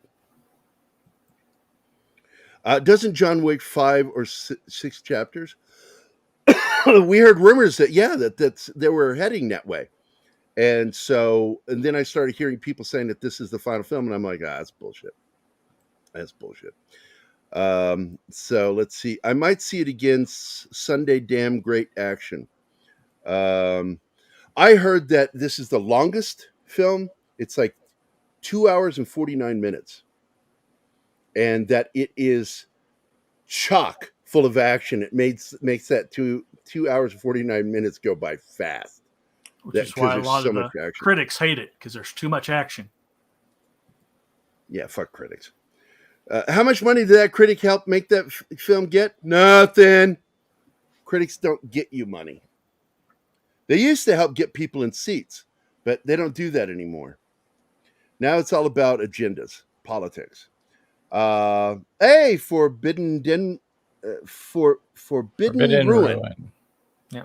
Is this somebody that follows you? Not like in real life, but he's in my chat once in a while, yes. Oh, okay, cool. Yeah. All right, nice to meet you, man. John O. Solar Opposites. Yep, good show. I love that show, Lord Thoth. Let's see. When I get C language, CYA. Yeah. Are you talking about cover your ass language for clients and coworkers? Glenn Ross responses run through my head. Yep. If she shoot it, could squeeze him and kill him or drop him. I don't know what that's about. Sounds like extreme amateur writing, like anything out of Disney's writer's room. Disney has their writers, but Star Wars, anything Star Wars has the Star Wars writer's room, which is absolutely populated by complete buffoons. There's not one good writer in that group. Not one. Nobody in there. They're all idiots. They're complete. Remember The Rock, right, Steven? The Rock? Yep. Sentient rock? Oh, wait. What did it say? Or what? This is hit the kid. That was what was brought up, Monkey, in the show. And I'll accept that as an excuse of why she didn't fire. Not only that, here's what I would have been afraid of. Shoot it, and then the kid drops to their death. Because the kid didn't have a rocket pack on. I get that. What I don't get is the lack of urgency. That from that point forward, you should have felt the stress throughout the rest of the episode of we got to get there. It's sort of like that scene in Ed Wood where he's given direction to Tor Johnson. You got to get through that door. You're very upset. No, not that upset. It's one of the funniest moments, and there's no sense of urgency. Even Ed Wood understood urgency, and that guy was a moron. I don't know what to think of that. They're just walking far off in the distance. Like, why are they parked so far away? You know, it's sort of like parking in, like, you need to go to the mall, and then you park in another store's parking lot like a mile away and walk all the way there. Sure, it's good for your health, but shouldn't you have a sense of urgency to get to the store to get what you need? I don't know. I had problems with that. I don't know about you guys. The kid didn't have a jetpack. Yeah, I noticed that. Yeah. So if she had shot the thing, he would have died. That's what I was saying. Thanks, Kieran. Have a great weekend. Very nice. I love having Kieran on here. He's such a sweet guy. But that's the way. It is the way. Yeah, shoot the kid. Let's see. Oh, Lindsay is here. What's up, Lindsay? God, I haven't seen her in so long. I don't think she likes me. She won't come on the show anymore. Don't tell her I said that. That's not true. That's every woman. What are you talking about? That's every woman. Except for Anima. Anima's not included. She has a tolerance that's just something like God alcohol? made. It's just, yeah, or drugs. Let's see. Hail, Lindsay.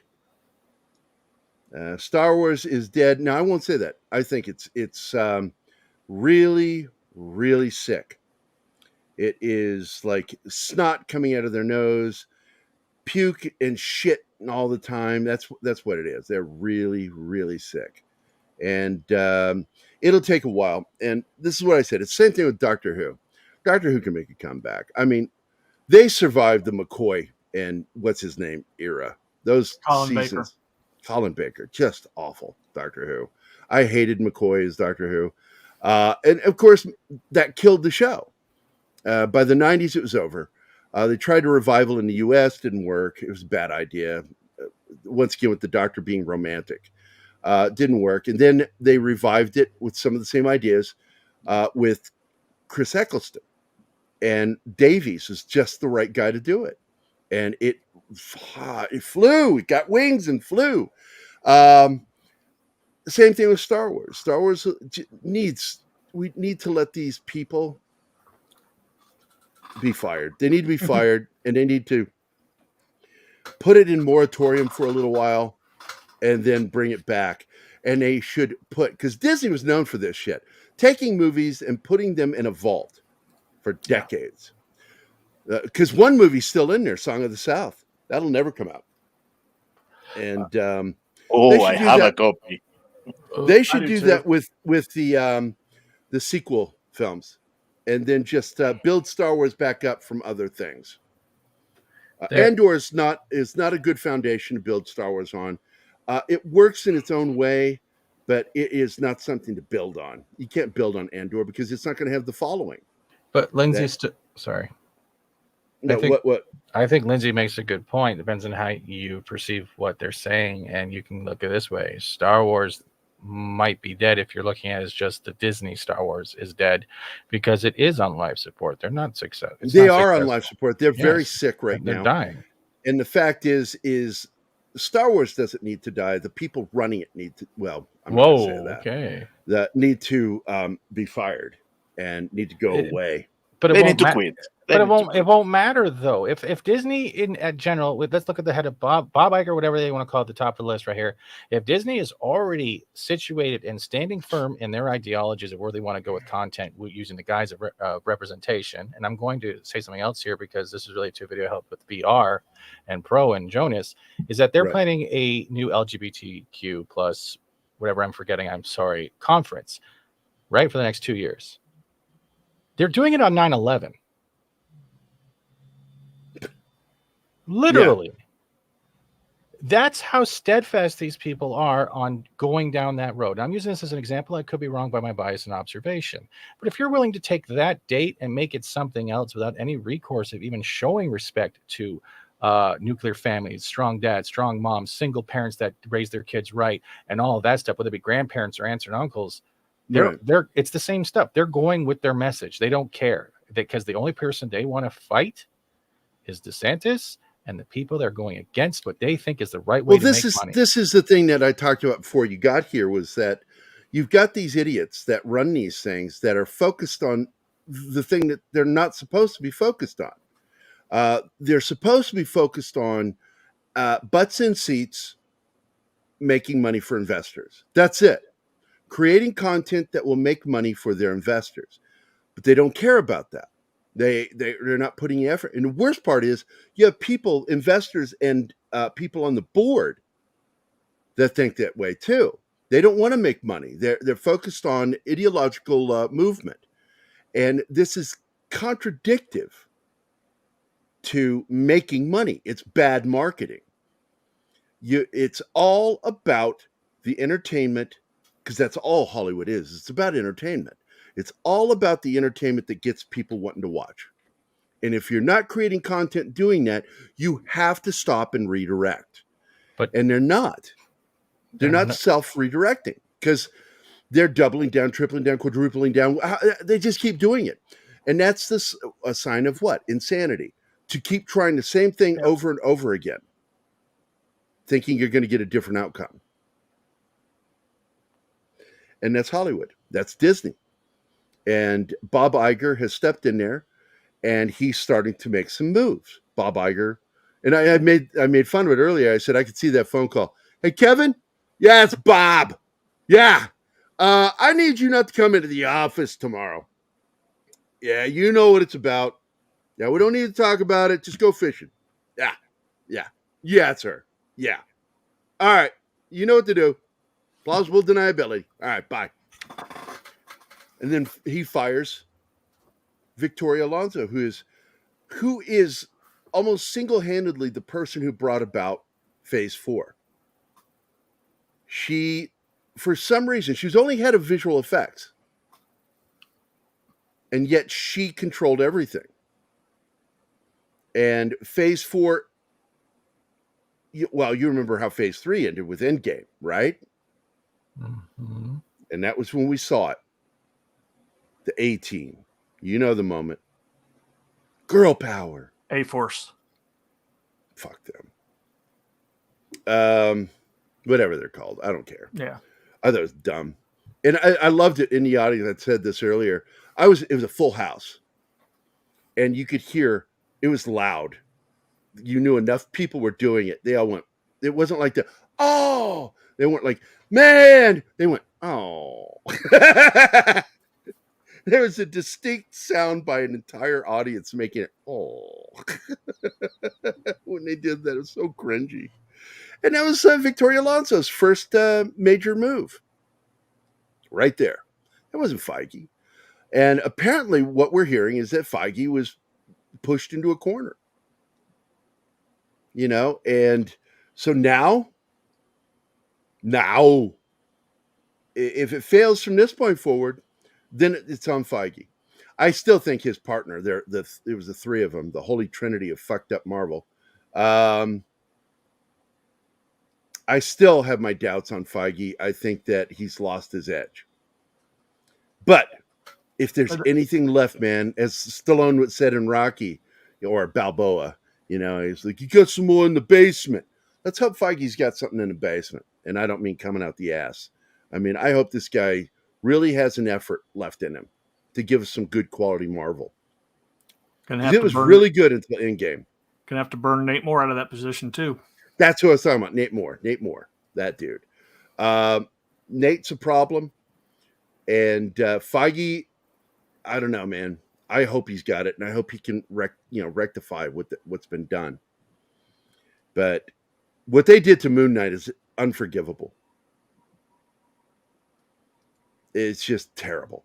And I tried 3 episodes. I got into it going, maybe this is going somewhere. Then I got through to the 4th episode. I'm like, oh no. And then the final episode, I don't think any of you guys have ever actually seen me angry. I was angry. I was there watching it with you, Gary. Yeah, you were there. We were reviewing it every week. Yeah. Remember that? Yeah. Oh, short-term memory. Yeah. Oh wait, we're doing a show. I'm sorry. I was waxing nostalgic there. I miss some of the stuff because I like it when we get to hang out. Because you and I don't get to hang out very often. Well, you're really busy. So I hate it. I hate it, but it is. It is. Let's see. What is this? John Osteen says there's still Father's Day. It's when dads get to barbecue, mow the lawn, and stuff like that. Yeah, I will not tolerate these feminists attacking Father's Day. You know, I am sick to death of being shit on by these feminists. Fuck them. John Osteen's for now until the wokies finally get it canceled. Remember, they are a minority. That's not a majority. This is a very small number of people. Remember, Twitter is not real life. The big numbers, and thank God Elon Musk took it over. Sure, there are problems still with Twitter. Yeah, I get it. I see it every day. But I got to tell you, man, Twitter is much happier now than it was before. I'm speaking my mind on Twitter, and I'm not afraid. And I'm not getting canceled, and I like it. And for those of you that were wanting my personal, again, I'll put it up here. There it is. That's my personal Twitter account. I will not say things on Pop Culture Minefield that I'll say on my personal, because it's not my place to. Pop Culture Minefield isn't just me. It's a group of us.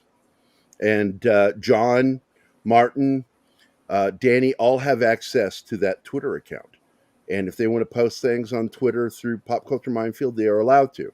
It is not my personal mouthpiece. When I'm talking like this on a show, I'm being me. But you only get me on the Twitter account, not on the Pop Culture Minefield page, because I think that's wrong to do that. I know how to parse, how to separate. What do we, Justin Roiland, I think, is going to have his revenge. I'm looking forward to it. Sadly, this could have an impact on future episodes of Rick and Morty, because I think we're not going to get any Rick and Morty until this is settled. Your thoughts? Yeah, we're not getting any. I don't think we're only going to have what's in the can. I think, was it season? Yeah, if it's not shot 7? And in the can, we're not going to get anything else. We might see another, where they skip a season or two. Yeah.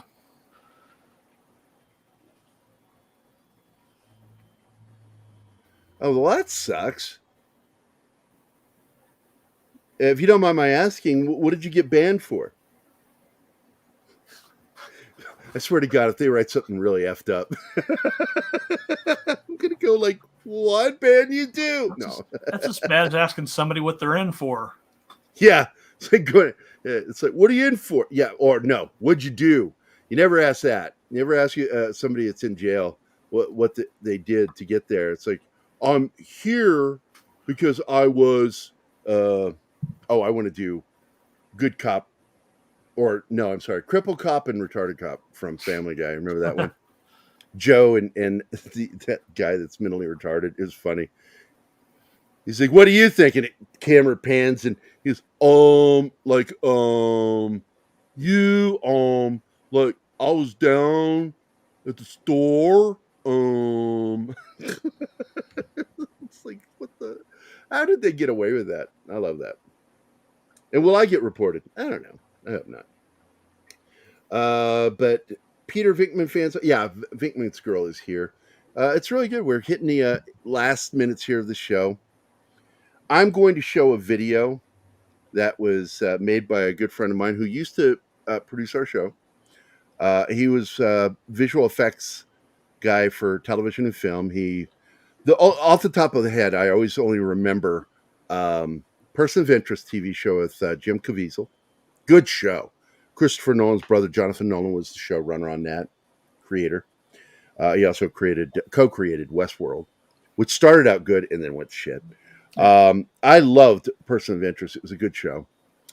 And he also did World Without People for History Channel. And he did, what was that one? Dogfights. He did the show Dogfights for History Channel. And a lot of visual effects. He's really good, a lot of fun. And we've been friends for 40-some years. We met when we were kids, and we both had a love for film. And we do work together, do shit, and hang out. We were in art class together. And his nickname is Super Tall Craig, but it's Craig Edwards. And that's his logo, Ministry of Disinformation. And he did this video making fun of Keith and me, and mostly me. And I will point out that he references a moment that actually happened back in 1982 when I was coming out of Blade Runner with Jim Woodward and all my buddies, and he was in line to go in. And I went, "Hey, Craig." And he's even taller than me. And I'm looking up at him, big, tall, thin kid. And he turns to me, and he's wearing all black. His hair was black, and he had mascara on. And I said, "Hey, Craig, are you going to go see Blade Runner?" And he goes, "Oh." And I went, are you wearing makeup?" Because it really threw me that he was wearing makeup. And he just went, "Oh," and then turned away from me, made that like loud, exasperated sound, and then turned away from me, dismissing me. "You can go now." I just left. And he made this video, and he actually references that in the video. It was funny. And I love Craig. Craig and I are very good friends, and I enjoy it when he shits on me. Greetings, Earthlings. Super Tall Craig here with another episode of Not Pop Culture Minefield. Today, I brought you to an actual minefield so we can talk about why the show is so terrible and what they can do to improve it immediately. That's coming up next on this episode. I gotta be careful here because this is an actual minefield.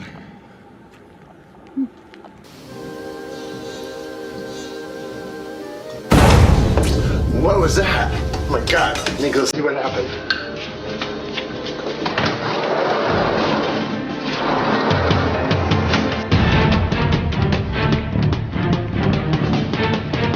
God. Oh my God.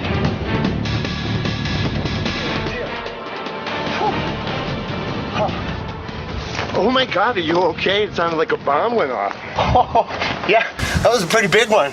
Oh, so it was a bomb. Oh yeah, it was the latest episode of Pop Culture Minefield. Yeah, those have been going off a lot lately, like almost daily.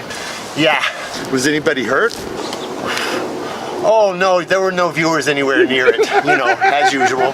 As usual, yeah, that makes sense. And you? Oh, I was on the other side of the room. I was only half listening. Yeah, as usual. Are you wearing makeup? No, I mean, a little bit. It's for television, my skin complexion tone. Shut up, let me look at you. You're in blackface. That's never appropriate. Racist. Are you serious? Okay, this is soot. I was scorched. There was an explosion. This is a minefield, you dipshit. It's allegory. Did you put it all together yet?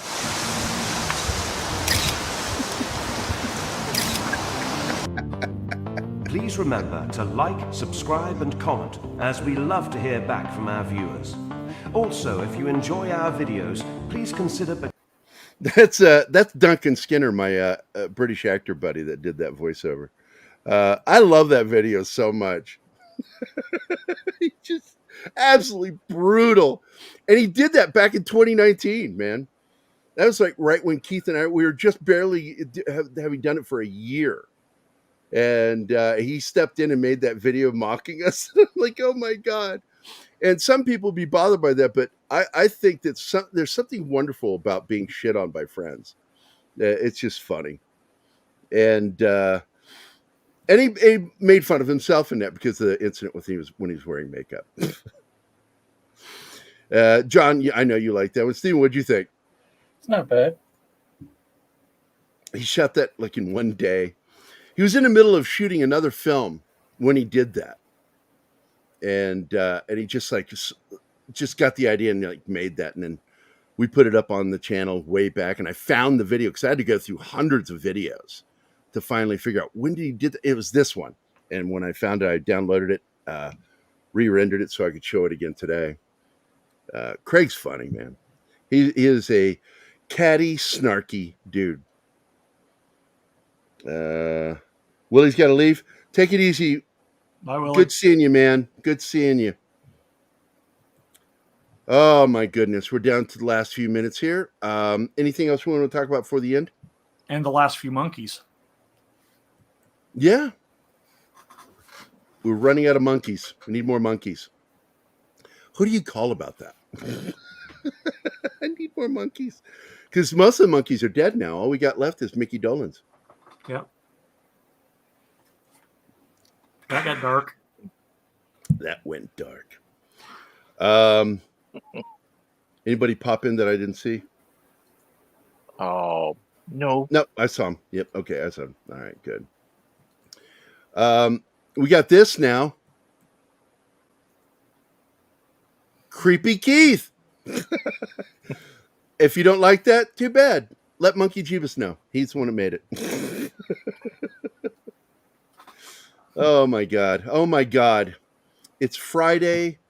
I plan to watch, if it's possible, I want to watch John Wick tonight. I really do. I'm hoping that the opportunity comes. I'm going to. And he likes it. Who likes what? What? And he likes the baby Keith. Some people don't like it, like Bill, our producer, and Anima, the woman that loves me. They don't like it, but I do. I think it's funny. Yeah, like I said, that's not creepy at all. No, not at all. I take your name in vain all the time, Lord Thoth. I don't know, man. I'm at the end of the day, man. Doing 2 shows a day is exhausting, and I hit a point where it's like, yeah, man, I'm out of gas. I'm done here. I am going to be doing this tonight, though, and you can expect it next week. We're going to have, right before the end titles come, I'm going to do 2 little quick video clips. One's going to be with Don Ecker as Porky Pig. And instead of saying, that's all, folks, he's going to go, them sons of bitches. Bye now. Cool. And then I'm going to do one with Bill. And do you guys remember Sit Udo Sit with Cheers and other shows by Sam Simone? I always loved that. Sit, Ubu, sit. And I got to be honest with Greg Berlanti's little outro, where supposedly it's his dad telling him to get his head out of the way at the end of shows. You and that Bad Hat Harry. I like Bad Hat Harry too. You know, that's bad. That's from Jaws. Yeah. And anybody that knows Jaws knows where that came from. And so I want to have one where I've got Bill with his when he gets the crazy eyes. And it's just going to be a photo of him. And it's also there's another cartoon series on Adult Swim where it ends with I made this. Come on, Bill. I love those. Jump in. There's Bill. And I'm going to end the show with those eyes right there. Hold on. Let me get it big. Ma, I'm doing a show.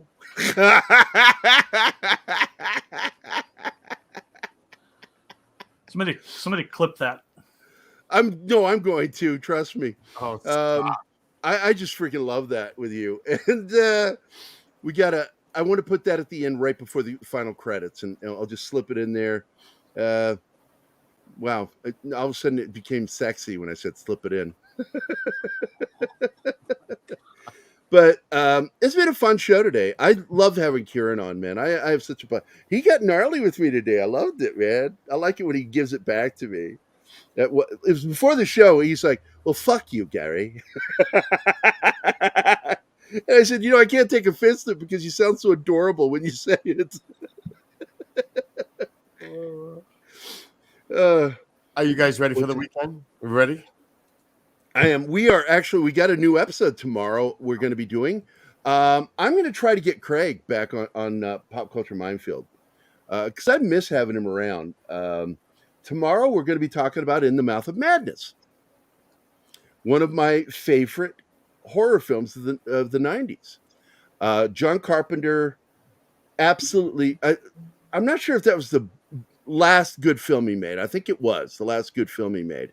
And then, I don't know, he either stopped caring or something, because like Ghost of Mars is just terrible. I hated that movie. I actually ended a friendship over that movie, Bell. Guy told me, "No, man, you got to go back and watch Ghost of Mars again, man. it's been years, right? I went, yeah, I haven't seen it probably 10, 12 years. And he goes, go back. It feels completely different. I hated it when it came out, but then I rewatched it and I had a totally different reaction.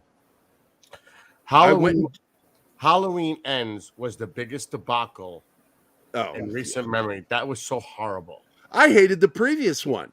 Oh. The new version of Halloween is terrible. And I expected better, and I was really pissed at what they did. All right. Before we leave, we got like 2 minutes. I want to ask all of you that's on here right now a question. Should they or should they not make a remake of They Live? No. Leave it alone. No. Oh, my God. Let it be, please. Really? With everything that's going on around us? Oh, with the current climate. No, they should just... Yeah, but what they should do is create a series. Instead of doing a remake. I hate remakes unless it's done for a good reason, which is we can do it better. I don't think they can outdo what John Carpenter did with almost no money. And plus, Roddy Piper, man. I'm a big Roddy Piper fan. I love that movie. David Keith. What we need to do is, if they're going to do something, bring it back as a series. Have one of the characters, David Keith's character, be in the show. And they're still dealing with this problem. I think it'd be a good series. I love that show. That was a great movie. Campy, yes, but great. And it's about a 10-minute long fist fight between David Keith and Roddy Piper. And I think they finally, there's two films. That film and the film The Quiet Man that gave the Big Country a run for its money on the longest fist fight in movie history. And of course, the first one, big one, is Big Country with Gregory Peck and Charlton Heston, where he meets him at 0 Dark 30 before leaving town. Gregory Peck goes, and knocks on the cowhand's door, and Heston walks there. He's standing at the door in his underwear, and he's like, Peck's like, I came to say goodbye. He said, oh, goodbye. All right. So he goes outside, and it's a big fist fight, and they're fighting, and they get to the point where they're hard time breathing. They're exhausted. They're on the ground throwing punches. Finally, they just collapse. And Greg Heston delivers the best line I've ever heard in a film. He looks at him. He goes, you sure take a long time to say goodbye. He's a great actor. What a great film. But it's time. It is time to wrap it up. Guys.